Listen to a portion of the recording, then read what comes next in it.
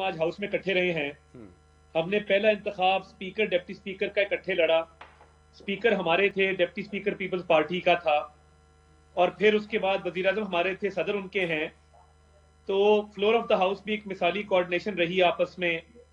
ہمارے آج سارے ووٹ زرداری صاحب کو پڑے قومی اسمبلی کے اور سینٹ کے، اور وہ نمبر ہم نے پورا کیا. پنجاب میں اضافی ووٹ پڑے.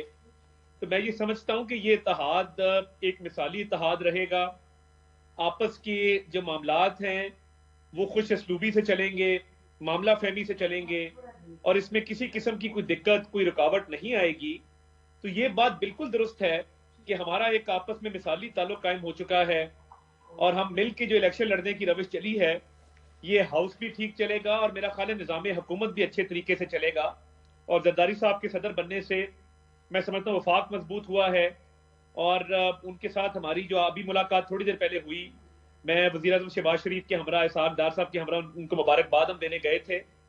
تو آپس میں بڑے خوشگوار ماحول میں میٹنگ ہوئی، ہم نے ان کو مبارک دی، انہوں نے ہمیں مبارک دی. تو میرا خیال ہے کہ یہ معاملات اچھے طریقے سے آگے چل پائیں گے انشاءاللہ.